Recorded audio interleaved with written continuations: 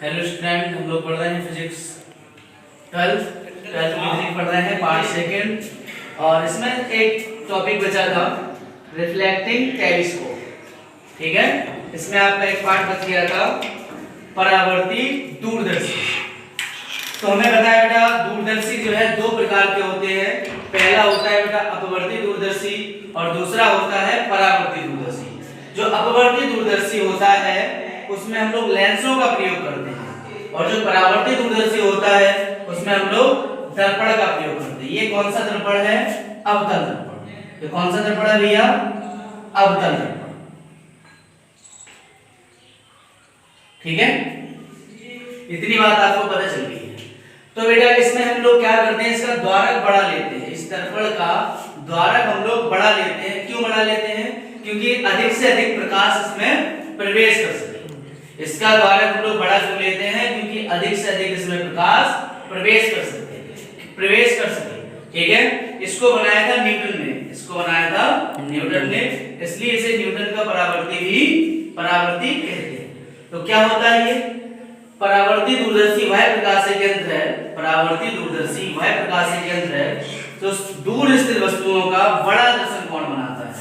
परावर्ती दूरदर्शी एक ऐसा प्रकाशिक यंत्र है जो दूर स्थित वस्तुओं का बड़ा दर्शन कोण बनाता है और वस्तुएं हमें बड़ी दिखाई देती हैं।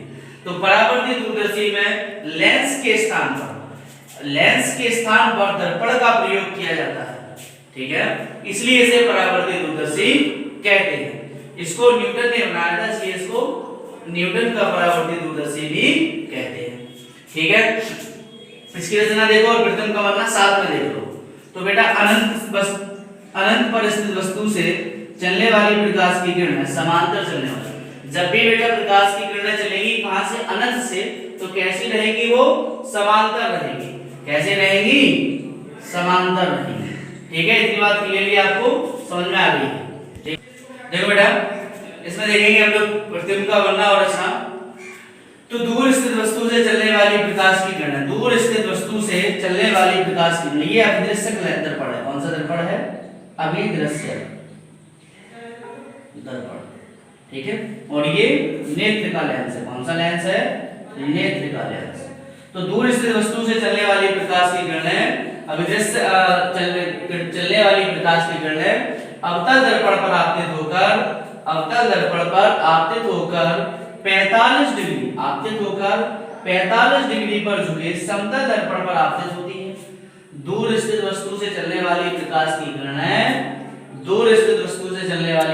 किरणें अवतल दर्पण पर आपतित होकर 45 डिग्री पर झुके समतल दर्पण पर आपतित होती हैं और परावर्तन के पश्चात अपना प्रतिबिंब a' b' पर बना लेती है।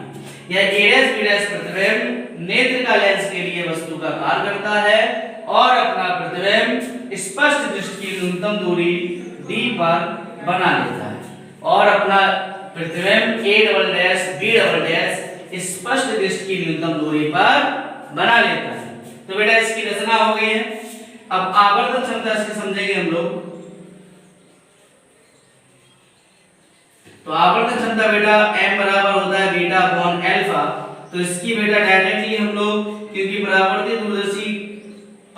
जो दूरदर्शी की आवर्तन क्षमता है वो सेम है बेटा किसके? अपवर्ती दूरदर्शी की आवर्तन क्षमता के। तो सीधा कहते हैं बेटा F अपॉन UE। ठीक है, क्या बोल देंगे? F upon UE। ठीक है बेटा, इतनी बात आपको देखो बेटा हम लोगों को पता है कि आवर्तन क्षमता क्या होती है अपवर्ती दूरदर्शी की और परावर्ती दूरदर्शी की जो आवर्तन क्षमता है वो सेम होती है। ठीक है, तो आवर्तन क्षमता होती है m बराबर F अपॉन UE। ठीक है, इसको कैसे निकाला है आप प्रीवियस वीडियो में आप इसको देख सकते हैं।